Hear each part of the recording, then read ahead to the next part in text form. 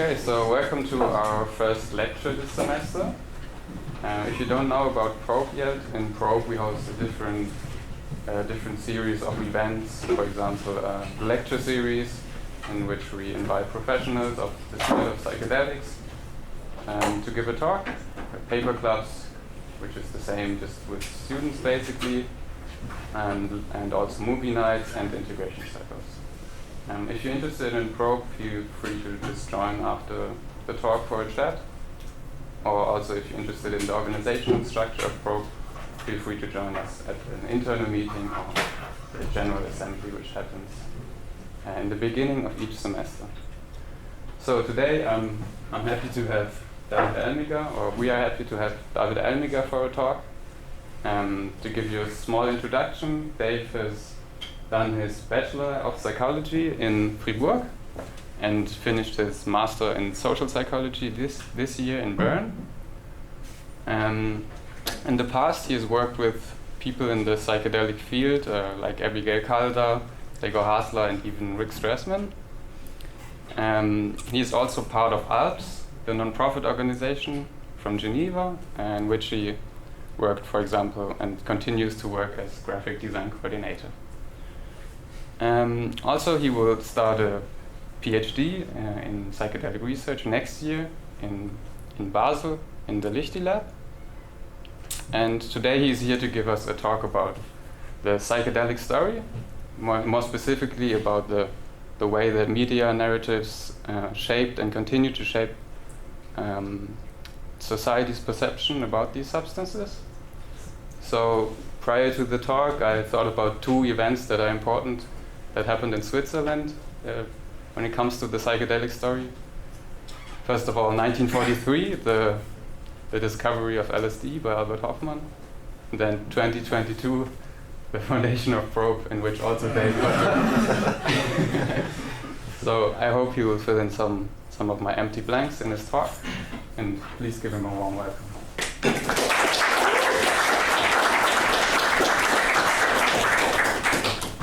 Thank you all for being here, and thank you for the warm welcome, Pascal. So I'm going to talk about the title of the talk is Rewriting the Psychedelic Story, right? But first, I want to clarify a few things. So I held a similar talk already this summer at a doctoral workshop about altered states of consciousness in Lausanne, which had to be 20 minutes long. So I had to shorten it all down, all the ideas that I had that I wanted to talk about. And then now with this talk, I was like, yeah, finally I have time to go into all the details that I had to skip last time.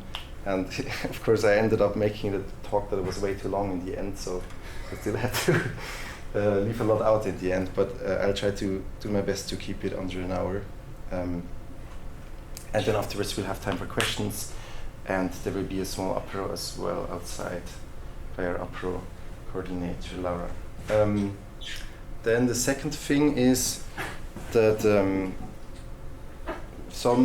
there are some psychedelic researchers in here that probably know some of the things I'm going to talk about better than I do. So in case there's something you can correct me on, please feel free to do so. And one last thing before I start is that I try to do the presentation as scientific as possible, and I'm going to use a lot of references. But every now and then, I'm going to speculate a bit myself and try to connect all the threads that I laid out. And I try my best to make it visible and differentiate between the two. So, but just as a disclaimer, so you know that already. Okay, so in order to rewrite the psychedelic story, of course, we need to talk a bit about the story first. So we'll start with a bit of history. Very briefly. So, history of psychedelics, or how humans use them. Psychedelics were used ceremonially for thousands of years, mainly for spiritual, religious, and healing purposes by many of the ancient advanced civilizations, such as the Aztecs, the Mayans, the ancient Greeks. And there's various evidence, and most of the most direct evidence is, for example, from cave paintings, fossils, burial sites, and those kind of evidence goes back up to 9,000 years ago of humans using these substances. Then Besides that, psychedelic plants are abundant around the whole world, so you can find them anywhere basically. So a lot of people, because of that, will speculate that actually psychedelic use may go back much further than just 9,000 years, may even predate modern humans. For example, there's the stoned ape theory by Terence McKenna that some of you might be familiar with, that argues that actually stoned apes, so basically that apes ate psilocybin mushrooms and because of that had the capacity to grow bigger brains and became as conscious and complex as we are today. But that's not really a scientific theory, I'm just mentioning it on the side here. I actually wanted to show a quick overview about all the psychedelic plants that we know today, but it's really difficult because there's so many and there's whole encyclopedias about it, and even just the lists of plants containing DMT are really long. But another thing that I would like to mention is that there's psilocybin containing mushrooms found on all continents, except Antarctica, of course, and in most regions of the world. And because there's so many different strains, they could be traced back they're going back millions of years from what we know. So it's very likely that humans used psychedelics for much longer. There's just not that much direct evidence for it so far. And the third point I would like to say about the more distant history, let's say, is that this a bit old anthropological analysis by Erika Bourguignon, but still very important, I think, and there's not that much similar that you can compare it to. She analyzed 57% of the world's ethnographic societies. What does that mean? That means just the societies that we know of that were documented to exist. And she found that 90% of these societies used some kind of altered state of consciousness and had that integrated into their belief system. And of course, psychedelics is one of the most common way to access altered states of consciousness. So if you look at that, you see that most human cultures over lots of times have used psychedelics in one way or another and used these altered states of consciousness in one way or another. And it seems to be something fundamentally deeply human that most cultures had a place for somehow. But then when you come to modern Western culture, that seems to be something that lacked, kind of, until Pascal already mentioned it previously, 1943, when Albert Hofmann discovered the mind-altering effects of LSD. And that discovery in 1943 led to an intensive period of research and use in clinical practice in the 50s and 60s, an era which is often referred to as the golden era, or the golden age of psychedelics and psychedelic research. Apparently tens of thousands of patients were treated very liberally, mainly for depression, alcoholism, and end-of-life anxiety. So that was a very promising start of the modern Western cultures and psychedelics, let's say.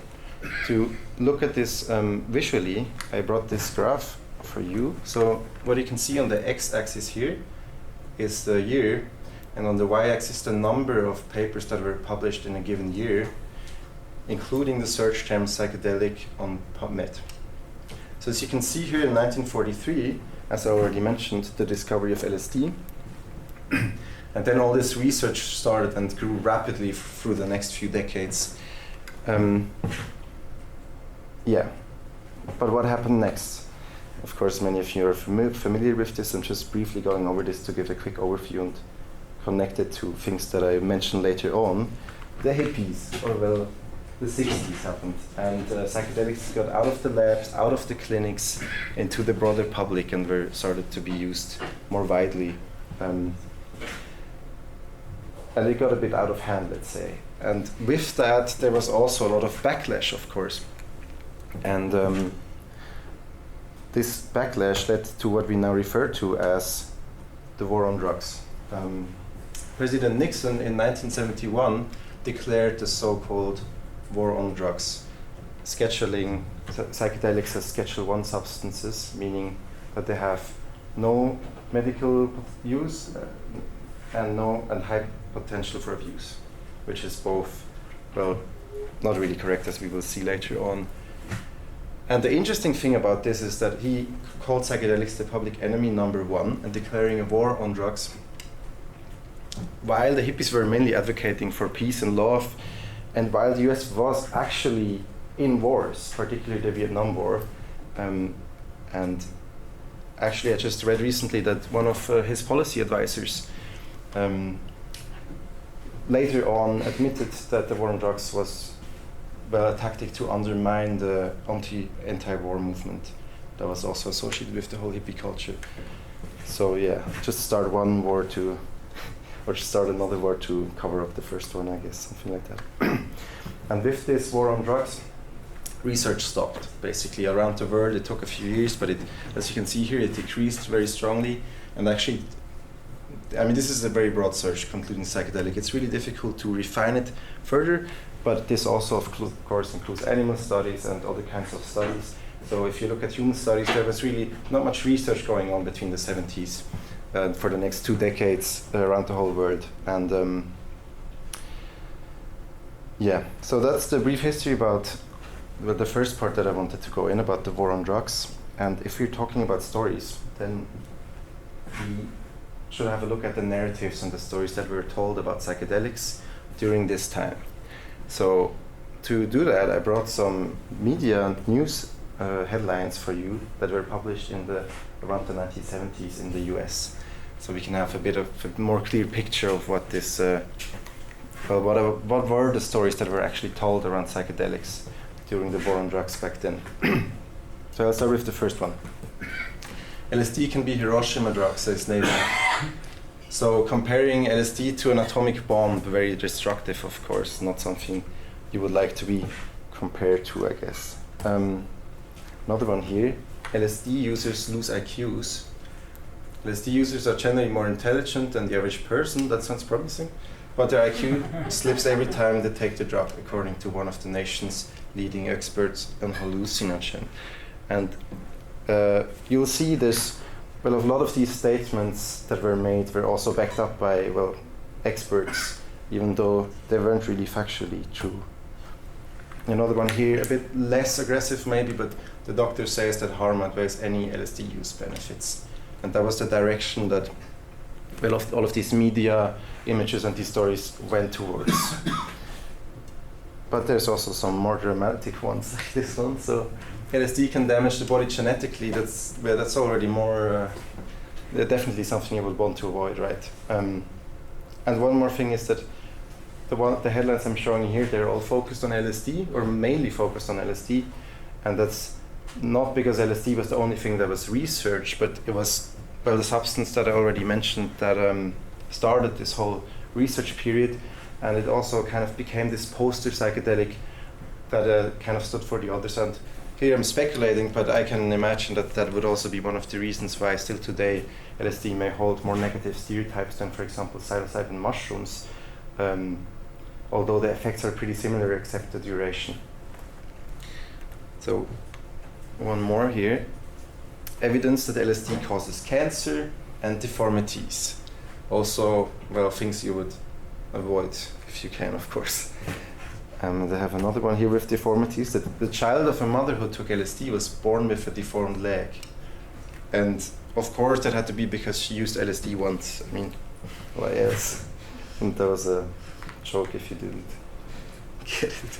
So I'm way too young to know this because here it's compared to thalidomide. So I looked up what thalidomide actually is, but so it was a sleep and sedation medication that was used at the end of the 50s, early 60s, where thousands of human babies were born with deformities because of this. So a very tragic story before it was taken off the market, of course. Also not something that you would like to be compared to, and definitely not something that you would like to consume yourself. Yeah. So I have one more slide here about those stories from the war on drugs. This one is called Know Your Enemy, of course referring to the war on drugs, so because in the war on drugs, the drugs are the enemy. And I cut out this top part. There were other substances, but this one is about hallucinogens. As you can see, there's a wide mix of different substances here, and in the effects of overdose, they wrote, well, very broad spectrum from just longer, more intense trip periods to psychosis, which also may be where this link still today often comes from. Possible death, awake coma, bizarre behavior, and violence. So, yeah, also quite extreme things. But what do we actually know about, just quickly to brush up, what do we actually know about the effects of psychedelics on physical and mental health before we move on, just to clear some things up after we heard all these horror stories from the war on drugs. So I brought some of the two biggest reviews that were ever made with psychedelics with me to show this. So this one was with roughly 130,000 participants, and they found no association of the lifetime or past year use of psychedelics and any mental disorders. Actually, in a few cases, it was the opposite. That, well, in a few cases means for specific psychedelics or specific time frames, they found that psychedelic use was associated with better mental health. For example, less stress, less psychiatric medication, less mental health treatment, and also less psychotic panic attack and agoraphobia symptoms, which would kind of contradict what we previously saw. But of course, even still today, people with a history, psychotic or schizophrenia history, are excluded from research generally, and it's definitely better to be safe than sorry, but there's still so many things that we just don't know. And here, another one that's even bigger, 190,000 participants, they found that lifetime use of psychedelics was associated with less stress and lower suicidality. And as you can imagine, for most other illicit drugs, well, the association goes in the other direction. They even proposed that psychedelics could be used in suicide prevention. And one more thing here is that at least classical psychedelics are generally considered to not lead to any physical addiction and to be physically harmless. And also to have less side effects than classical antidepressants. So that being said, that already puts the things we just read before in a bit of perspective. And I would also like to show you this graph by David Elmiger that is often cited. So this is the harm of drugs that they rated. I think it was a 20-person expert drug committee in the UK.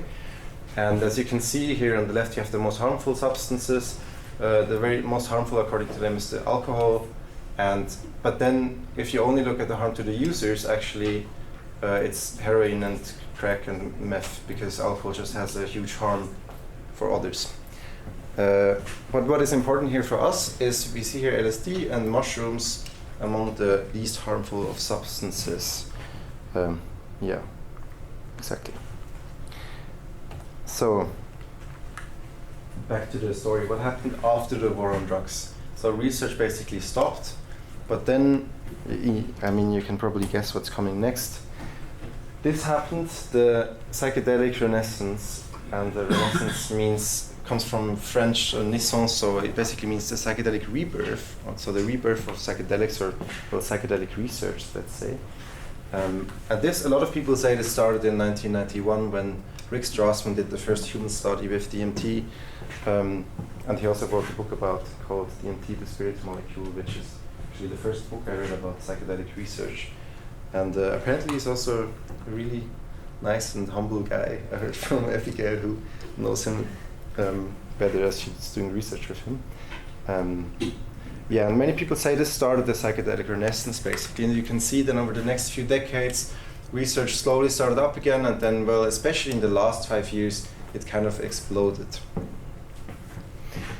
And of course, you can imagine that if this huge change took place in psychedelic research, that also the media narratives and the cultural perspectives and so on about psychedelics had to change, right? But so let's have a look at that. We have the psychedelic renaissance, and I brought some more media headlines for you to contrast that to what we heard from the war on drugs, to see if they're different or yeah, so I'll start with this one because, yeah, it's a big one. The psychedelic revolution is coming. Psychiatry might never be the same. Yes, I mean, first of all, revolution is a big word, but even then, that wasn't just in some minor journal, that was in the New York Times in 2021. Yeah. And I have some more that go in this direction. So psychedelic breakthrough, MDMA revolutionizes PTSD treatment, or these two, microdosing LSD, increases the complexity of your brain signals, or how cannabis and psilocybin might help some of the 50 million Americans who are experiencing chronic pain. Yeah, that sounds all a bit more promising, but also, I mean, revolution, breakthrough, and all so on is very strong words. And so this was more US focused, but let's also have a look at more let's say, modern mainstream media. Even on Netflix now, we have a whole series called How to Change Your Mind that was published in 2022 by Michael Pollan, about psychedelics, and it's very positive. I mean, you can already imagine from the title that the implication is that psychedelics allow you to change your mind. And to make it a bit more relevant to Switzerland, I also brought two publications from Switzerland, which I'll quickly, roughly translate to English. So this one from SRF is called Healing Drugs. That's how LSD and psilocybin help. And another one, which is even more dramatic in my opinion, is from NZZ. So roughly says something like, working better with LSD, psychedelics are spreading through everyday life. Hallucinogens were used back in the days by hippies. Today's bankers and officers dope themselves with LSD, and psychiatrists praised the active component of magic mushrooms as a new miracle cure or miracle drug. So this is a very intense statement. And then the last sentence is, psychedelics are the drugs of our times. So yes, I like that one to conclude the stories that we heard from that are well told in the media today. So now we're left with the question: what do people actually believe about psychedelics today? Do they believe some of these leftovers from the war on drugs, with all these myths, with all these horror story of what psychedelics could do, and so on, or do they believe these hype stories that we just read about the psychedelics changing the world and saving the planet and so on? And to go into that question, I brought this review for you, which is, it was actually just published earlier this year. And they looked into the perception and attitudes towards psychedelic-assisted psychotherapy among 3 groups. So it was among health professionals as well as patients and the public. So it's really interesting one, because there's not many studies in that direction, or not that many, I'd say. So let's just go over about the main findings they found. So all 3 groups, the professionals as well as the patients and the public, they said that they had somewhat limited knowledge of psychedelic assisted psychotherapy. So they just didn't know that much, which also means it's difficult for them to even answer the questions and so on. Then they were concerned about side effects, but at the same time many participants were also excited about psychedelic assisted psychotherapy as a new form of therapy. So there seems to be already kind of both the fact that they don't know much or that they were concerned, but at the same time also excited. So maybe it's not necessarily the same people, but yeah. Then they all mentioned that there's need for more research, which is definitely the case, and that the legal status of psychedelics is a barrier to access, which of course makes sense. And what I found really interesting is here that they found that in all 3 groups, when the participants were younger, had previous experience with psychedelics, and generally just had more knowledge about them, they had more positive attitudes. So what I would speculate from this is that, I mean, of course, being younger would mean they were less exposed to the war on drugs and all these stories that were told, so it makes sense that they don't believe them as much and are less afraid and have more positive attitudes because of that. And then the more knowledge part would indicate also in a way that if they know more, they have more positive attitudes, so maybe knowing less makes them believe those myths that are still around, which put psychedelics in a very bad light. So let's just have a bit more facts about specific groups. So in professionals, they found that 30 to 40% of psychiatrists and counselors believed that psychedelic use had cognitive and psychiatric impairment risks. So that sounds pretty bad, and as we saw from the reviews on health, that doesn't seem to be the case. And then in patients, their 2 main concerns were the fear of adverse effects and the lack of knowledge again. And here it's not only that they themselves don't know that much, they're also kind of afraid that, the healthcare professionals don't know that much. Or for example, they're afraid to talk to their doctors about their own psychedelic use and things like that. So that seems to be a big issue. And so now here again we have 2 contradicting findings, right? The majority of patients, they support psychedelics as a medical treatment, and at the same time about 20% viewed them as addictive and unsafe even under medical supervision.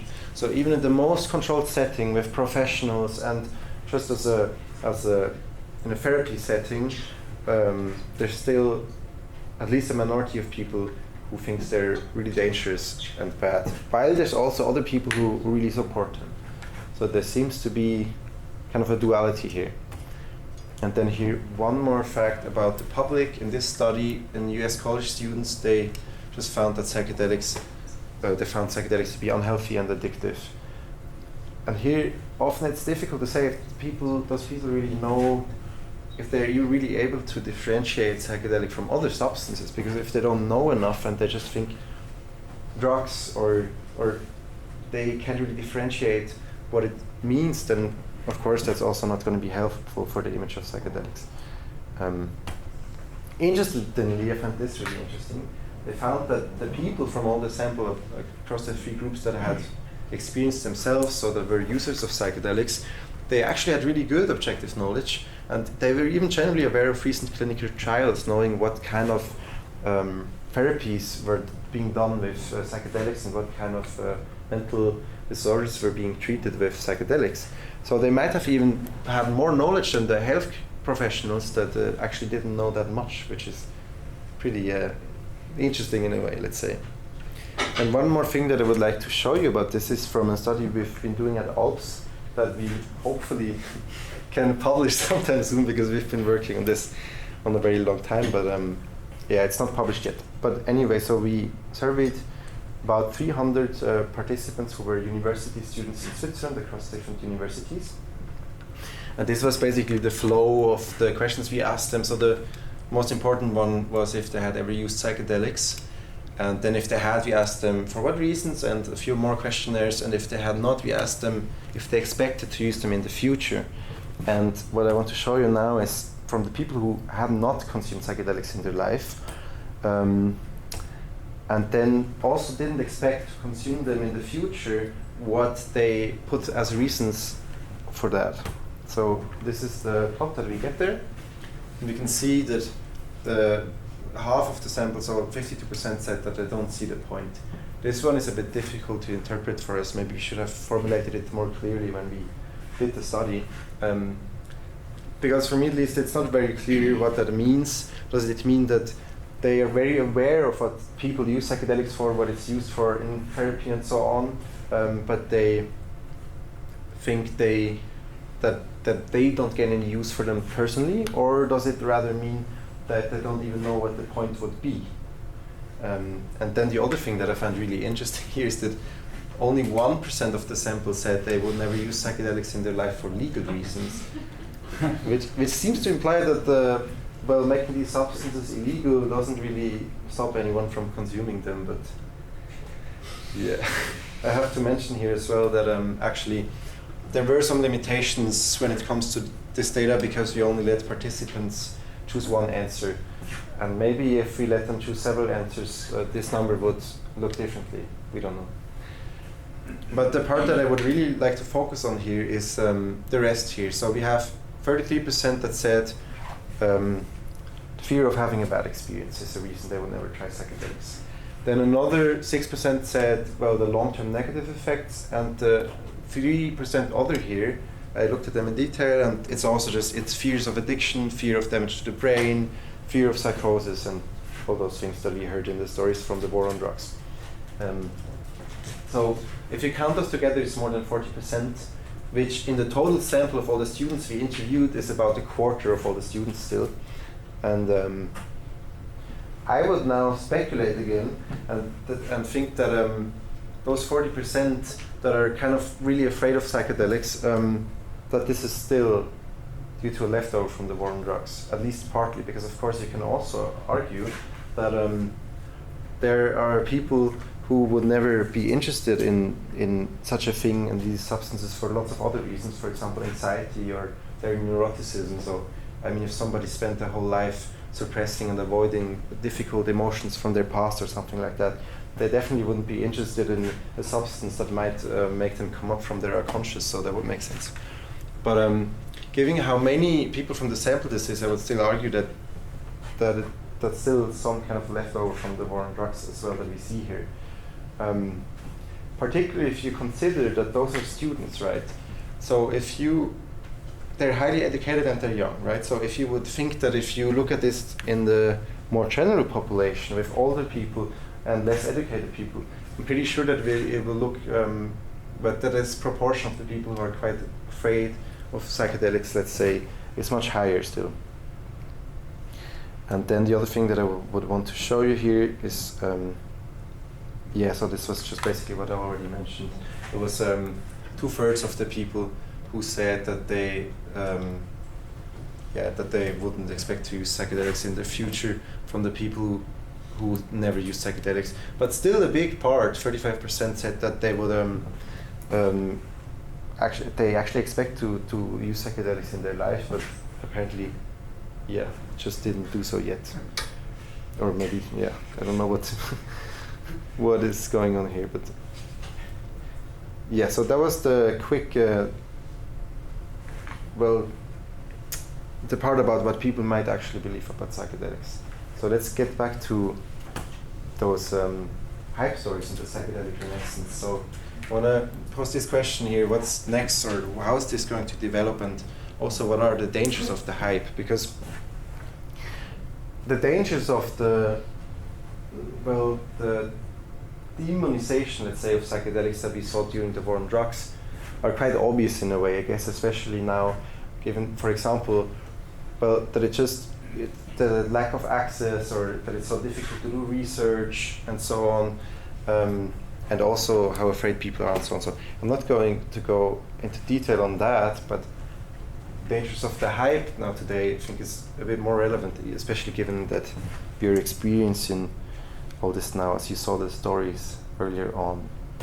So this is the Gardner hype cycle that is often used in this context. And it's not scientifically backed, but it's still applicable, I guess, in a lot of ways, because a lot of developments seem to go this way. So there's a technology trigger. So in this case, that would be psychedelics or psychedelic therapy or something like that. And then we have a peak of inflated expectations. So this would be, let's say, the revolutionary media headlines that we've been seeing earlier on.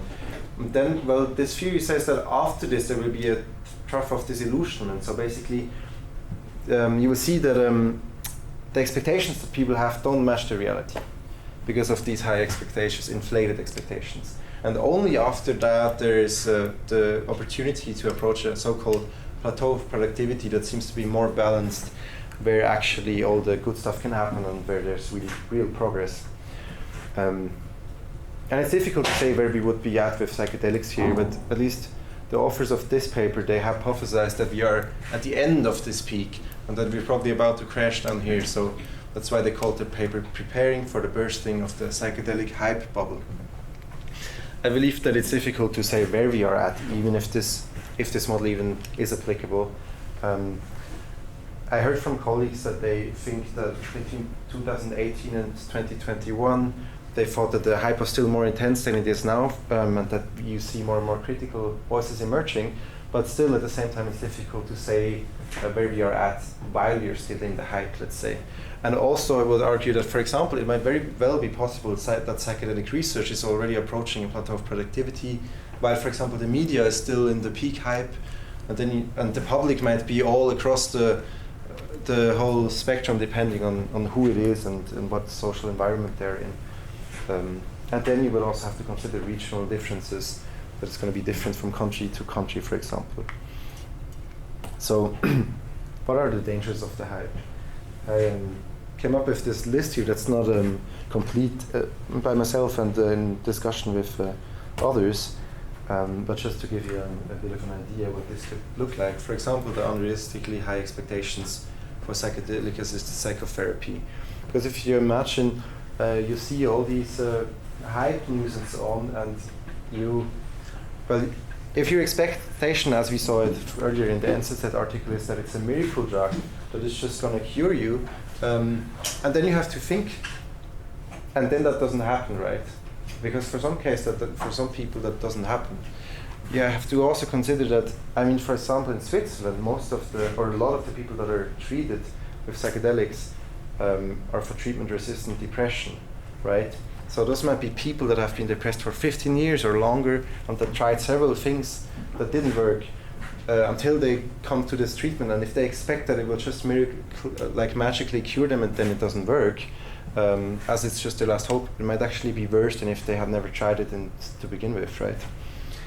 Then the other thing that goes along with that is a lack of preparedness for challenging experiences, right? Because if you expect that these substances would just magically cure or heal you, for example, and then maybe you have an extremely challenging experience and you're not ready for that at all, because there's many psychedelic experiences where that's exactly the case, right? And that the challenging experiences might even be necessary a lot of times for the healing to be, or the treatment to be effective, let's say. And then another thing is careless use in general, careless recreational use, naivety with these substances, because if people expect them to if they just expect them to be miracle substances with no adverse effects and no danger at all or whatsoever, that can be really dangerous. I mean, I saw that a lot when I was doing an exchange semester in Amsterdam last year, and where psychedelic truffles are already legal, right? And then you see lots of tourists just walking into these shops and walking out with those truffles and eating them on the street and so on. And that can go very wrong, because in the end, even though the studies we know and so on, psychedelics are powerful tools. I mean, they can be used to heal people and to decrease human suffering and so on, but at the same time, they can also be used to, let's say, form a cult or to manipulate someone or to traumatize or re-traumatize someone if they're not used appropriately. So we need to be careful with that in order to avoid those things. And the hype is definitely not helping. Another thing is that actually, if it's not just the media, we will get into that next, but if it's not just the media, but also maybe researchers, let's say, or therapists and so on, that are hyping these substances, that might also lead to biased research, of course. And then also, even if it's just the media, but further on, to a loss of trust in that research, in psychedelics in general and so on, by the people who get to see that. And I just want to bring this example from the FDA's decision about the MDMA for PTSD approval.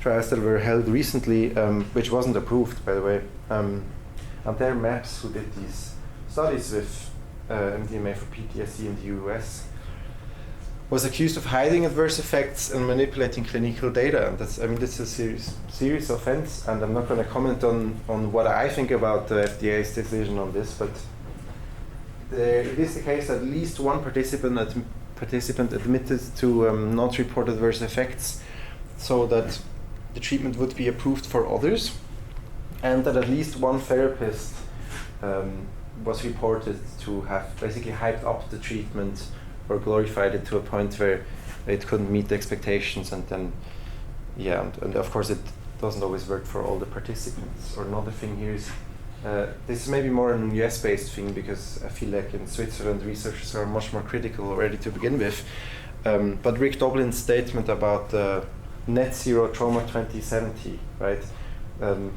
That's basically a slogan about saying we will treat all the trauma and PTSD with MDMA, and until 2070 there will be no trauma left. But what they found in the studies, which are incredible, is in the last big phase 3 trial, I think it was 72% of people with PTSD. So if somebody may not know, that's post-traumatic stress disorder. 72% didn't have that disorder anymore, which is incredible, but it's not 100%. So if we claim 100%, then that creates unrealistic expectations, and it's not going to help us. It's like shooting ourselves in the foot in the end. Yeah. So I think I already talked about it too much, that this question kind of answers itself, or the way I wrote it, I guess it's clear that it implies that I want to hear a no for this question. And in this next section, I would like to start with this small quote that I'm going to read to you. So, psychedelic use could lead even conservative individuals to become wildly enthusiastic about the potentials of psychedelics to heal and transform. So here the authors of this paper, they say that apparently, people, when they have a psychedelic experience, they might get very enthusiastic, and the word wildly seems to imply another, let's say, a double-edged sword that can go both ways. And with that being said, I find this paper really interesting. And they found in 3 studies that if researchers admit, or fictional researchers in this case, they admit that they use psychedelics themselves, people perceive their research quality and research integrity as worse. They think they're doing worse research because they consume psychedelics themselves.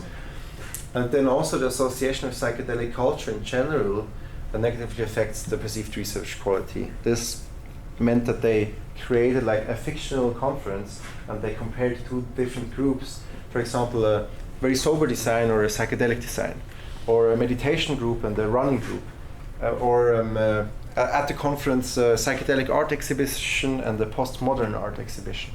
And they found that if it's associated with this culture, people think, well, it's worth research. But interestingly, this is only the case in participants who don't have psychedelic experiences themselves. So the question is, what if there is something about that,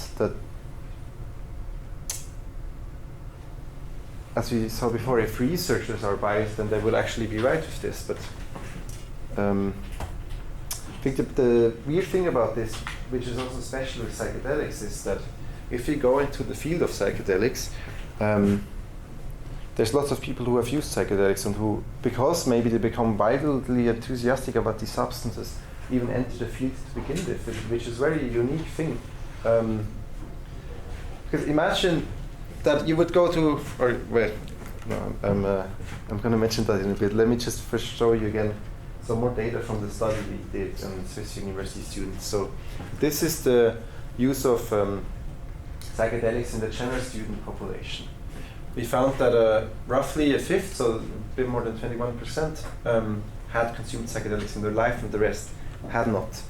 But we also had people from psychedelic research associations like Probe or HALA, PROS and so on in the sample, 50 participants. And if you look at them, it's actually pretty much the opposite. It's kind of hilarious, but so if you see that here's a fifth of people who had not had a psychedelic experience.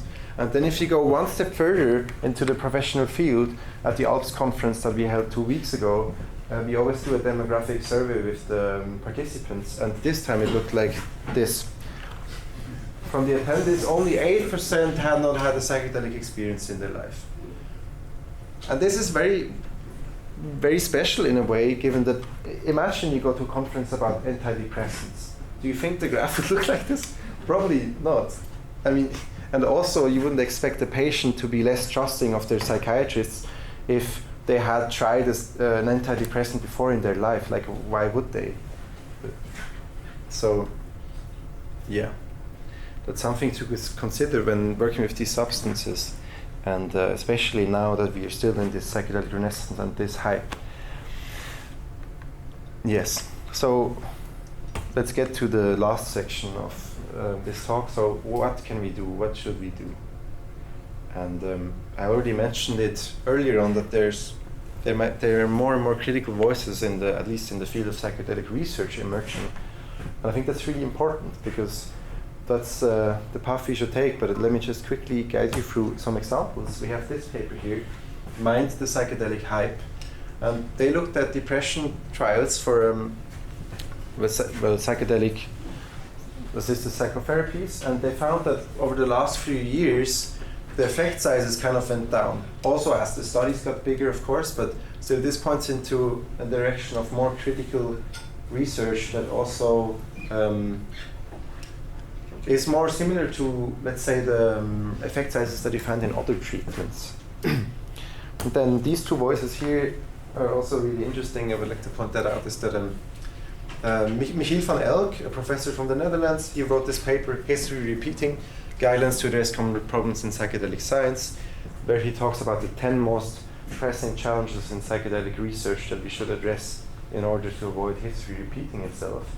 And he also gave a talk at the ALPS conference 2 weeks ago, which will be uploaded to the ALPS YouTube channel in a bit if you want to see it, about those 10 problems, which I find really interesting.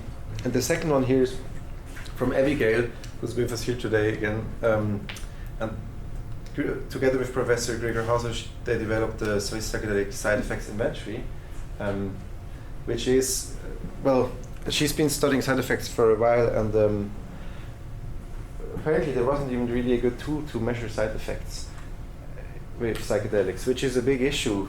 And this new scale allows researchers to not only measure the side effect, let's say hallucinations or something like that the next day, but also to measure how the participants felt about that and what it all meant, because a lot of times these side effects might be ambivalent. For example, or it could be that for one person, seeing the floor move the next day or something like that might be very scary, and the other person really enjoys it. It's not that obvious that it would be a good or a bad thing, right? So this is really cool, and this shows good examples of where we should be moving and where the field, at least the field of psychedelic research, is moving as well. Yeah. So getting to the conclusion.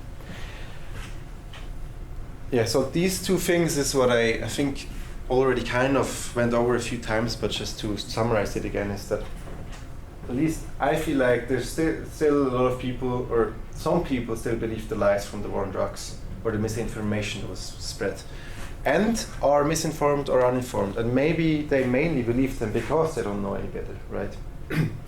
And then at the same time, others see psychedelics as a miracle drug with the potential to save the world. And both are kind of extreme. And what I propose is that we need some kind of balance. We need to find some middle ground. And for example, we can be excited about psychedelics because they have a lot of potential to help people in their lives and to, yeah. But at the same time, we should also be critical. Or we should treat these substances with respect, but we, it doesn't help if you're just really afraid. So what I propose is that the solution for this first issue is that we should spread awareness and information so that people actually know better. Because how could they know any better if this is just what they know and what they've heard? And also, we should do more research so we do actually know better, because there's still a lot of things we just don't know yet.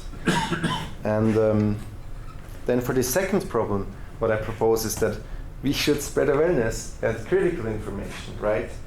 Which is already slowly happening, but that's the direction to go towards. And we should do better research. So we shouldn't do research that's biased or hide any adverse effect and so on, because as I said earlier, that's just shooting ourselves in the foot. Yeah, because if these substances are effective and really help a lot of people, we don't need to claim that they're 100% effective or things like that. And so let's get back to the title of this talk, which was Rewriting the Psychedelic Story, which is kind of what we're already doing, right? With these more critical voices emerging, with you being here, with me giving this talk, for example, but with all those associations. For example, here, I mean, those are just the ones that I'm mentioning, but there's more. But Probe, and then the whole Swiss Psychedelic Student Network with all the other student associations, as well as ALPS organizing the Swiss Academic Conference on Psychedelic Research. Spreading awareness and also informing people about these things. And what I just want to point out here is because we're at the university and there are lots of students, and this is also what we do with Probe. And especially as a student, you might be particularly hyped about these substances that tend to glorify them more. And definitely, I was in such a place when I entered this field, and I just want to point out that it's important that we get it right this time, and so that we can actually work towards a future where we can start to use the full potential of these substances to actually decrease human suffering and help people's lives. Yeah, and that being said, that was it. Let's rewrite the psychedelic story. Thank you for your attention.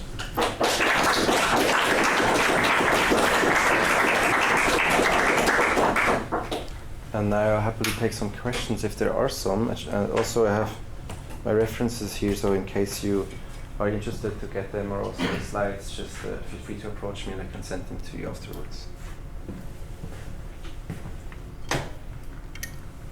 Yes? You showed a graph where a fifth of students took psychedelics. What is this in Switzerland, or what is the group? This one. Yes. That's the same study, I don't know if I made it clear enough, that we did with 300 Swiss university students. So it was from different universities. It was Geneva, Zurich, Bern. I mean, not a perfect representation of the universities, but just university students in Switzerland. Yeah, but also from different fields. There wasn't a perfect representation of all fields, but it's, yeah, as diverse as we got it, just with the method that we used, let's say. And the next graph is in associations? Yeah, Associations in while we general or not- psychedelic associations? Psychedelic student associations, yes. While we recruited those participants, we also recruited participants from the psychedelic research student associations, and we had a question in the beginning where they were asked if they were affiliated with an organization like that. Yeah. Yeah. It's really fun. Yes. You talked about that some people are like a third of people are scared of adverse effects, and you should like prepare them better. But how do you prepare people for something like psychedelics? Because the thing that psychedelics like bring out of you is something you can't really prepare for, because it's something vastly new. It's a new way of your very self perceiving itself and everything else. Like, how do you prepare for a new color, in a way? Yeah, I know what you mean. I mean, I wouldn't assume or suggest that anyone can be 100% prepared and know what they will experience when they go into a psychedelic experience. But it definitely helps if they don't go into it naively, right? Like what we talked about later, if they just if they assume things that aren't there. I mean, it definitely helps if they create a good setting and if they're in a good mental state and if they, well, prepare as good as they can for it, let's say, even though they might never be fully prepared. And if they consume them recreationally, at least in like the best possible setting to avoid any potential harm, and if they do it therapeutically with a therapist, and hopefully the therapist is trained and they're well informed and their expectations are managed and all those things. And then at the same time, of course, being afraid it's not going to be helpful. Right. In the same way that you're not afraid of a vaccination, because possibly it's also a good way to start kind of very small. Because in a way, psychedelics are like a vaccination. But if you overdo the vaccination, you just get too sick, and then you're still you don't get the effect that you wanted. Maybe is this something that could be important? If you see where I'm getting. I'm not sure what you mean with the metaphor with the vaccination. If it's the preparation of the vaccination or the psychedelic? The dosage of the psychedelic. Oh yeah, okay, yeah. The Yeah. very I mean, for example, what is happening in Switzerland is often when they do psychedelic-assisted psychotherapies, they start with MDMA. Because it's easier and it like helps the therapeutic relationship with the patient and so on. And then later on, if it works well, they might start with LSD or psilocybin, for example. So that's kind of, I guess that goes in that direction. Yeah, that's true. Yeah. Does that answer your question? Yeah, sure. Okay. Yeah, sure. I don't know who was first, but yeah, it's just like going to that question, like could Buddhist practices and meditation be a preparation for psychedelics? I'm pretty sure they could. I mean, Chef Lang, who's a Buddhist Dharma teacher, held a talk here once, I think 2 years ago, about Buddhist concepts as a frame for psychedelic experiences, something like that. I don't know what the English title would be. Like prepare for preparation, Yeah. navigation, and integration. I think in all three Yeah. phases actually it can be useful. So that's definitely also think that it could be useful, and I'm sure he knows more about it. And also the talk is on our YouTube channel if somebody's interested to have a look at that. Yeah. Yes. Thank you. I was thinking about the slide about the problems that you encountered, and you think that could be about the demonization of the hype. And about the hype, I have a particular concern that was not in the list. Yeah. Well, you said that many societies, correctly you pointed out, that use this type of substances, but from what I recall, most of them use that for a limited number of people in their society, often a priestly or oracle class.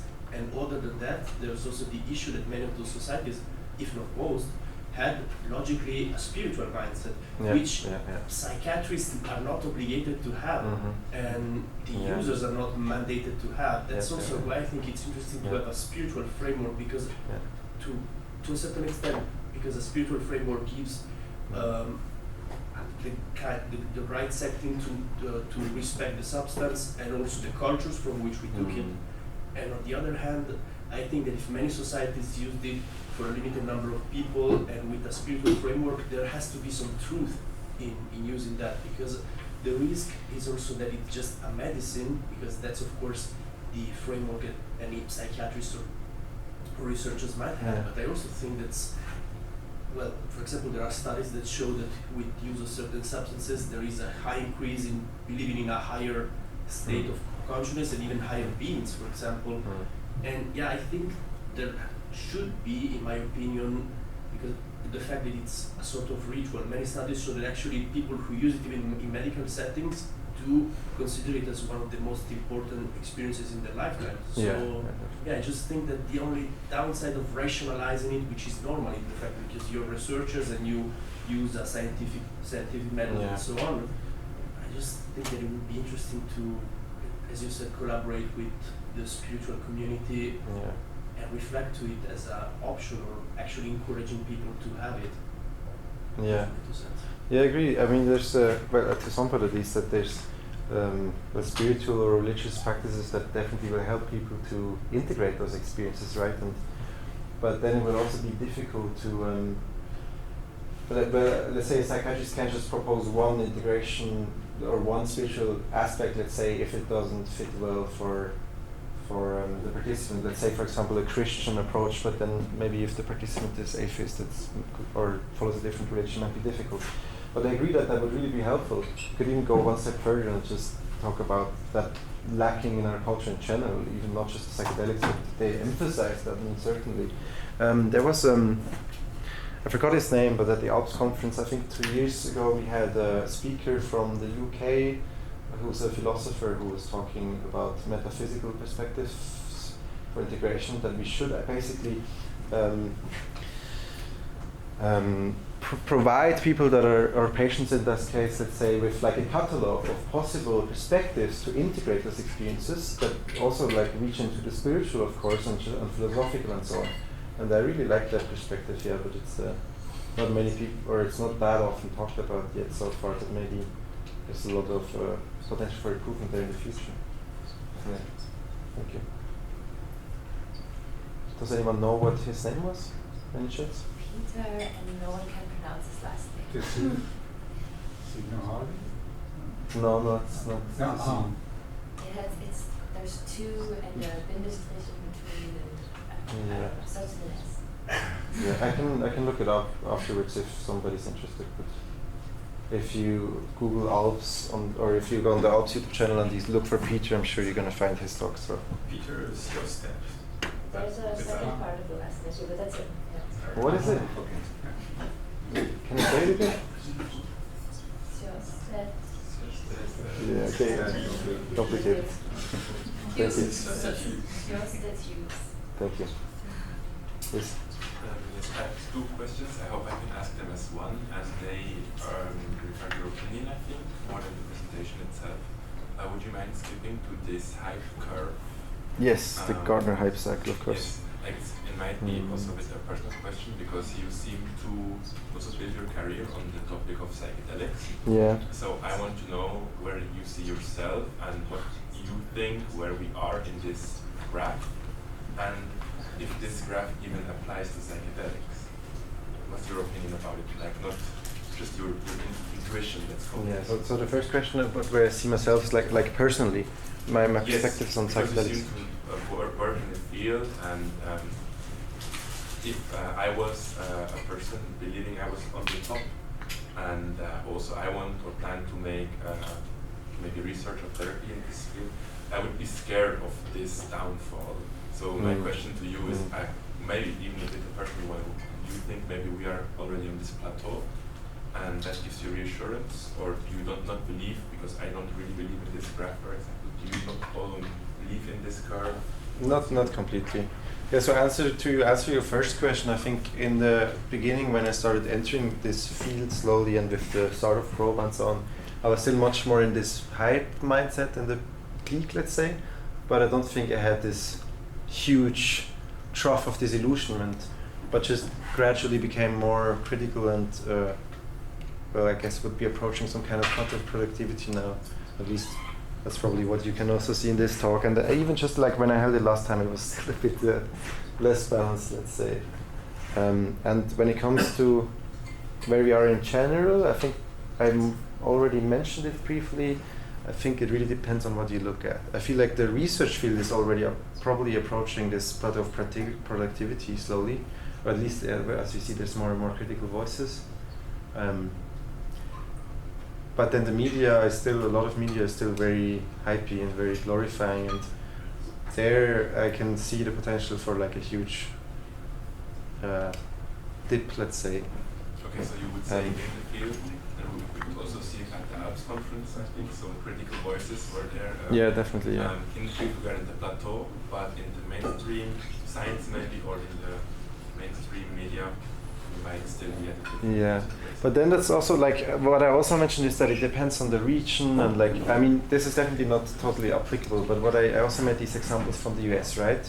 From the MDMA, the MAPS trials. And they're less at the plateau of productivity yet, and still more in a hype. That was never really the issue as much in Switzerland, but it's also probably a different cultural mindset to begin with. And then the other thing about the media is just that they generally dramatize and exaggerate everything anyway, right? Like and either in a positive or negative way. So I guess to some point it's unavoidable that at least a little bit they are going to exaggerate, yeah, for example, the benefits of psychedelics. So yeah. So you have to be careful if you work in the field, kind of. Yeah, exactly. Yeah. Yeah. Yes. Which country uses it officiously in their health system for now? Which is the country that uses it the most? I mean, Switzerland was the only one that had like this legal thing, or where with this medical, the compassionate medical use system, where the licensed psychiatrist can apply to get 1 year of, well, either LSD, psilocybin, MDMA for their patients. And that was the first country to have a system like that. But now Australia, I think this summer also kind of legalized some part of therapy, but I don't really know the details. And then in the US, MDMA is really big in PTSD research, but they also have lots of war veterans, so it's like a huge societal problem, whereas it's maybe not as big of an issue here. But I mean, from the published papers, at least, this is probably what I would be able to say most about. The biggest countries would be the US, Switzerland, the Netherlands, and the UK. Yeah. Does that, more or less answer your question? Yeah. I think that's the most that I can say about that. Yes. It's more of a comment. I think that one of the dangers I see coming from the hype is actually that capitalism will destroy the movement, and there's lots of, like Thomas Metzinger at ICPR said, like asphalt billionaires moving in, and there's this huge amount of money, and I think corresponding expectations of huge amount of profit, and trying to patent derivatives of compounds that are not patentable, and just getting just into greed, basically. I think that's really a danger, and it's difficult to say how it will play out, but I'm not comfortable with seeing all this money pouring in, and I think the money goes to the best way to be put to best use. Yeah. Yeah, I totally agree. That's definitely a big issue.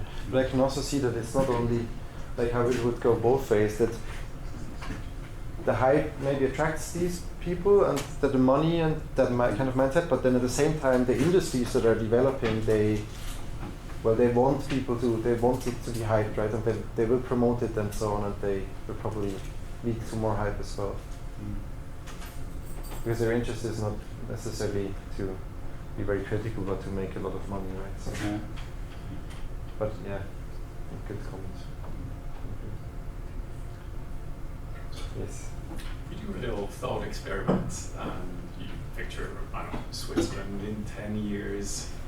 Where would you like to see the window shift in terms of acceptance? Of course, for therapeutic use, I suppose you want to educate more professionals, you want to facilitate the access. What about the recreational use of psychedelics? Do we want a situation that where the access is totally like legalized or decriminalized, and if we do that, do we not risk having the same mistakes as in the hippies era, where people with unstable I think that shouldn't be using them. So yeah, so it's a difficult question. It's a thought experiment. Yeah. What would be in your view a healthy and sustainable approach? Very critical question to answer publicly, but the first part definitely, with the therapy, I agree with that, and when it comes to recreational use, I think we're just not there yet. Well, first of all, people will just need to know more, and we should also have more research. But then, I mean, I don't really know personally what I would like as the optimal setting. I just know what I don't like especially from my time in the Netherlands. I don't like the system they have, where it's just like easily available, and you can just walk into one of these so-called smart shops and be like, oh, I want to buy some truffles. And I mean, they ask you one question. What I saw from how they do it is they ask you if you have experience or not. And hopefully, if you say no, they will give you some instructions. But I mean, some of these shops are in very touristy places, and then there's 20 people at the same time in the shop, and obviously you can't be they can't give proper guidance to everyone. And I also don't think that those people that work there are necessarily competent or they don't necessarily have like a background to be properly giving people these